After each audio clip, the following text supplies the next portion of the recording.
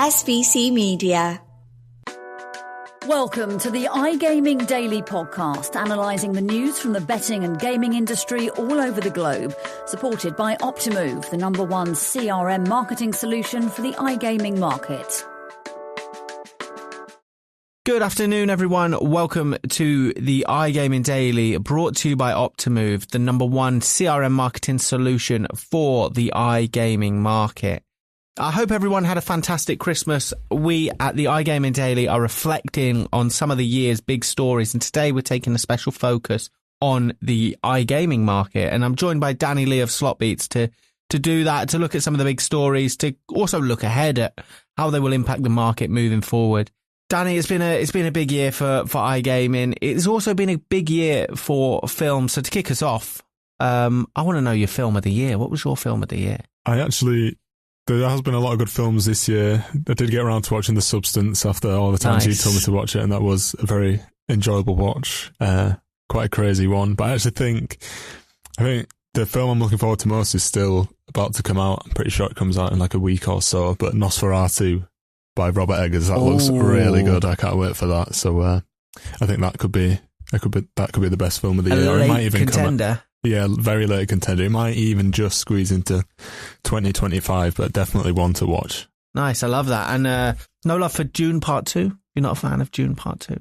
Not the biggest fan, to be fair. I did enjoy it, just it is quite long. Yeah. I'm not the biggest like sort of sci-fi sort of person. Like, don't mind Star Wars and stuff, but Dune, to me, this might be like horrendous to some people. I don't know, it all seems a bit like the same. Ooh, controversial. Starting off with some big takes early doors, and yeah, it's all because it's like one story as well. It's a bit much, but yeah, you gave my answer away. It's The Substance. I thought it was brilliant, so different, so unique, and so let's crack on with the podcast. Let's look at the year that was. Today, as I said, we are reflecting on some of the more interesting stories from iGaming from 2024 as we head rapidly into 2025. I'll start with one, Danny. That is the Philippines market. Some massive developments in the Philippines market this year. It has been absolutely fascinating to watch. Yeah, I've seen you've been covering the Philippines all year. It's almost like every week there's another development in terms of POGOs or even the license market as well. So can you tell us maybe some of the key developments that have been going on there across the year and sort of what position we're in at the moment? Yeah, well, it obviously started with the State of the Union speech, I think it was. The State of the Union speech from President Marcos announcing the outlawing of POGOs from the market. And then, there's obviously the rumour mill that, as with all politicians, is this just speech? Is this going to be legitimised? Are we going to see this, cemented? But it was met by the crowd there with a raucous reception. It really received well by the general public, this move. And it has since just developed at an absolutely massive rate, an absolutely rapid rate, to the point now where, I think we get into next year and there are no POGOs in the Philippines. We saw it kind of cemented, signed into policy earlier in December. So since then, it really has taken shape, and it's a new look Philippines market heading into 2025. Definitely. And so what do you sort of think that this means and all these developments mean for like the rest of Asia, the rest of the continent? Yeah, well, Asia is one of the most exciting markets continent-wise. There have been some really exciting developments from Asia in terms of growth. Obviously, we've got Thailand, we've got Japan. Macau continues to thrive as well. And the Philippines has always been kind of a hub for operators expanding into Asia.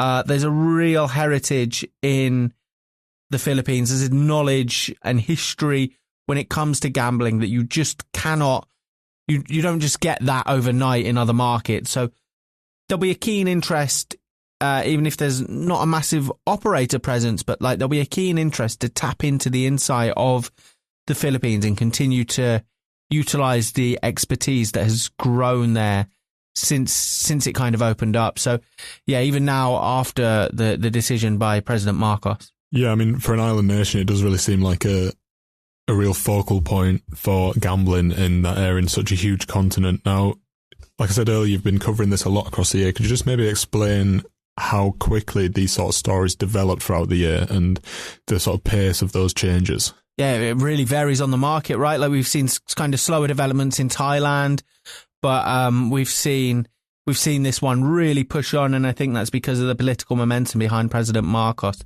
Danny, another thing we saw this year is a splurge of M&A activity, particularly from Evolution. It kind of continued a trend, but what moves did the supplier make earlier in the year? Yeah, so while Evolution obviously have always had a number of like slot studios under their belt, recent acquisitions such as No Limit City, I'm not sure if it was last year or the year before, such huge studios that have like a lot of sort of appeal around them and lots of fans, lots of players that want to play the games. They've got loads of different slot studios, but one thing that they did do earlier this year, I think it was in February, we saw them sort of delve into something quite a bit different to just producing slots and iGaming titles and, you know, like live casino titles, stuff like that, because they acquired Live Spins. Live Spins is something we've been covering a lot on SlotBeats and CasinoBeats in the last couple of years, and we've really seen them grow in terms of the brands that they partner with. So if you don't know what it is, it's just basically like a social streaming platform that can integrate directly into an operator's platform, so that when a player is on an online casino lobby, they can access this little Live Spins platform and watch some of their streamers play games that Live Spins has partnered with to like play along with them as well if the players want to make similar bets or like get in a chat room with them and interact with the streamer. It's a really like engaging way to sort of implement streaming into an online casino lobby. So yeah, definitely an interesting one that earlier this year. Yeah, I think it kind of sets the agenda for kind of marketing moving forward. That you think, I guess the power of influencer-led content is only going to heighten. Yeah, certainly. I think this move sort of really signalled that the big players amongst like the iGaming suppliers in the industry are really taking streaming seriously, and you can understand why. Like we've seen the format grow so much in the past year, and we've seen gambling streams become more and more popular, especially with the rise of Kick and how that sort of derived a bit from the owners of stakes, stuff like that going on. It's grown so much within the iGaming sector, with many names sort of forming brand deals with streamers, and like companies forming brand deals with streamers, and some streamers even making their own games. And this move from Evolution, I think, showed that both operators and suppliers, and even players who interact with this Live Spins platform, are benefiting from this growth and actually getting more out of their online casino experiences. Okay, that's interesting. And obviously you mentioned Kick. Big year for the regulatory landscape is about to change in a sense for Kick and subsequently for gambling streamers across the board. Going to be interesting to see how that unfolds, right, with the new regulations on Kick and a little bit of friction into how users engage with gambling streams on Kick. It's going to be very interesting, the year ahead for streaming platforms. SBC Leaders connects the gambling industry's top-tier operators and associations to share the best ideas, collaborate on solving the biggest issues, and push innovation throughout the betting and gaming industry. If you're an operator and want to join the discussion, visit sbcleaders.com for more information. That was one really fascinating M&A deal. Have we seen any more in the online casino sector this year? Any others that really stand out? Yeah, of course. M&A activity is always such a huge part of what we cover on CasinoBeats and SlotBeats, with acquisitions constantly being made. A couple that I did pick up on, maybe one of the bigger ones for me this year as a fan of poker, was GG Poker acquiring the World Series of Poker from Caesars for, I think, $500 million. That, to me, was like such a huge deal because it is probably like the most famous event in poker. And taking that from Caesars is a huge move from GG Poker for an operator to take that mantle and continue the World Series and try and make it a better product. Other things we saw this year, I mean, we had IGT's gaming and digital business being sold to Apollo Global, I think it was, with Every Holdings also included in that deal for Apollo. And another one that quite intrigued me earlier on in this year, I remember when we were at ICE, we were speaking to Walter Bugno from Games Global about how they had acquired Digital Gaming Corporation earlier this year, which really sort of help the company try to get a bit of a foothold in the US market and really focus a bit more on North America. So I did think that was an interesting one to point out as well. Yeah, that was an interesting conversation with Walter. It's kind of crazy to reflect back on that because it was at the very start of the year. It was, interesting times, interesting to see how we've come on from then. That was on the yacht, right? Yeah, on the Games Global yacht with Walter Bugner, CEO of Games Global. I'm going to guess that's the only time you've been on a yacht in 2024. What makes you think that, Joe? Yeah, that's my sole visit to a yacht this year. Very enjoyable. But so some big... Some interesting moments for the UK market too, right? Yeah, there's plenty of change that we witnessed in the UK this year. Obviously, we've still got the rumblings of the white paper consultations and the results that have come from that. So would you like to delve a little bit more into that, Joe? Yeah, well, obviously, governmental change really fueled that. It paused it for a bit, stagnated it for a while. When was that? When was the election this year? That was... July? June, July, yeah, mid-year, which is kind of crazy, right? How... The second half of the year is somewhat flown by. But yeah, mid-year election, we were ready for change. Before that, it kind of stagnated it. It caused a bit of uncertainty. But here we are now. We have some clarity. We have the RET levy, which will be implemented. How the funds will kind of... There are still questions remaining about how the puzzle will kind of unfold there. But we do have some clarity, and of course we have stake limits too being implemented. How do you think these are going to affect slots in the UK?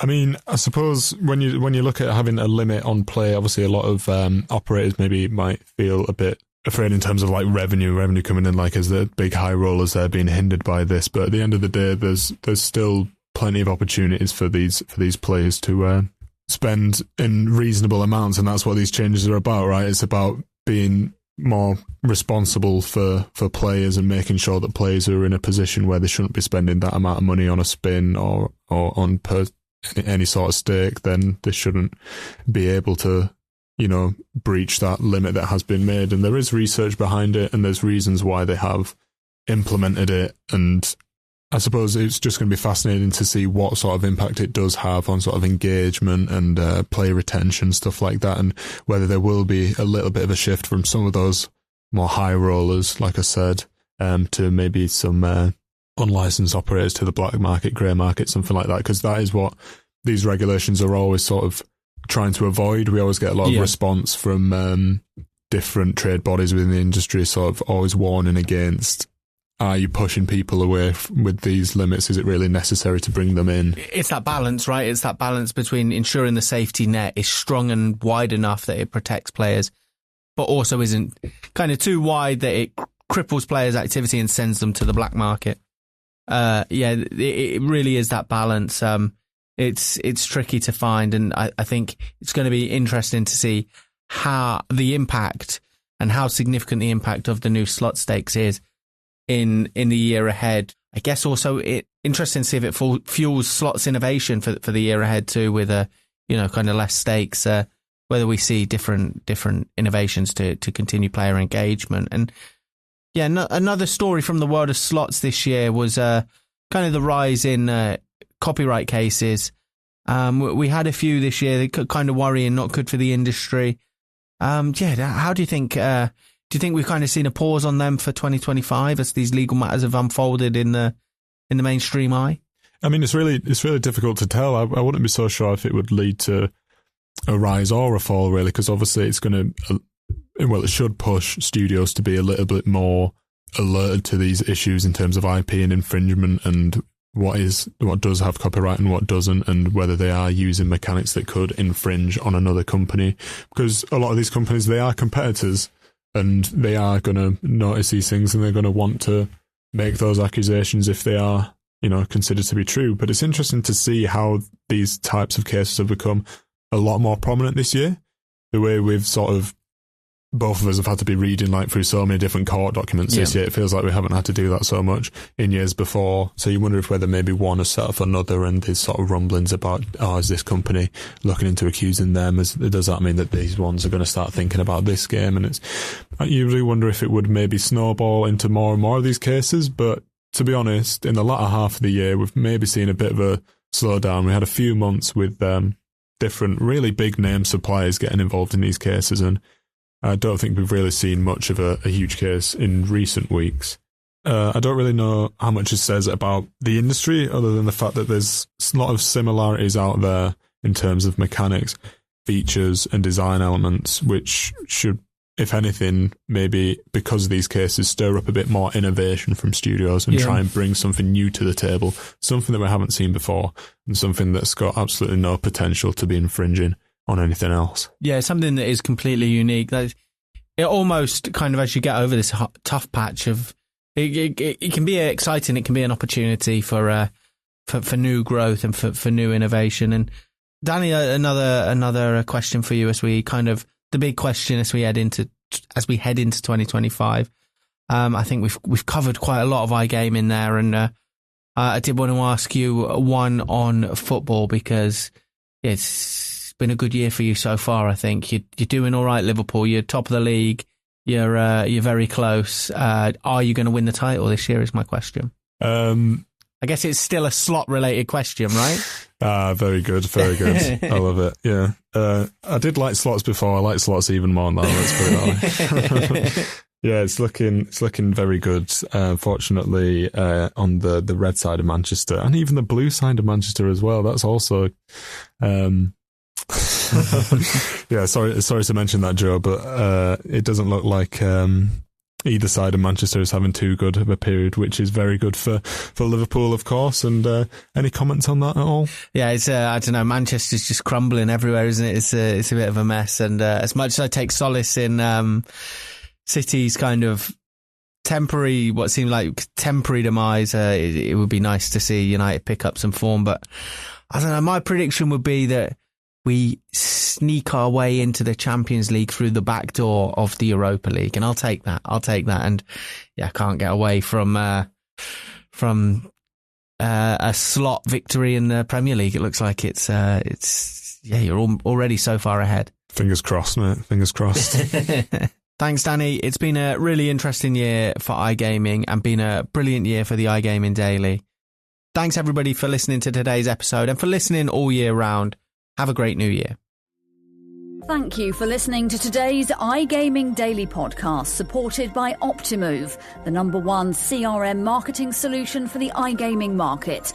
If you want to find out more about some of the subjects raised today, feel free to explore any of the sites in the SBC News network or check out the latest edition of the SBC Leaders magazine. Happy reading.